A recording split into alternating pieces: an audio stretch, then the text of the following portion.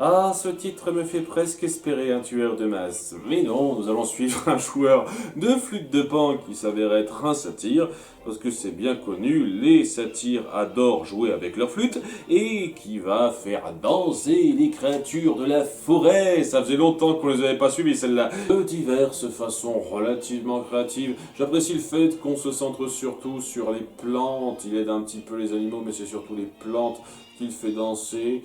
Et ouais, on fait un tout petit peu de mise en scène inventive là-dessus, jusqu'à un moment où les nuages se mettent eux-mêmes à danser et provoquent un éclair qui va provoquer lui-même un incendie, et donc évidemment des flammes vivantes qui s'en prendront à toutes les créatures, etc.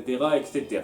C'est là que notre joueur de flûte va intervenir et passer de Pan à Hamelin, car avec la puissance de sa musique, il va les attirer vers l'eau et les noyer, tels les enfants du village qui n'a pas voulu le payer.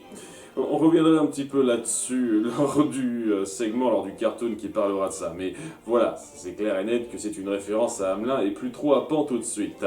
Donc ça se termine avec lui qui sauve la situation et c'est cool de montrer qu'il y a un petit peu de scénario là-dedans.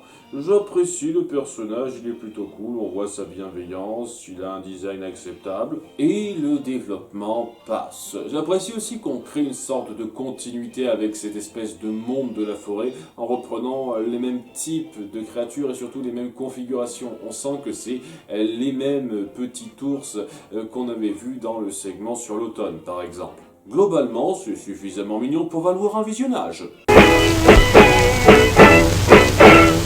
Et sinon, une ver de terre femelle danseuse du ventre, what the fuck?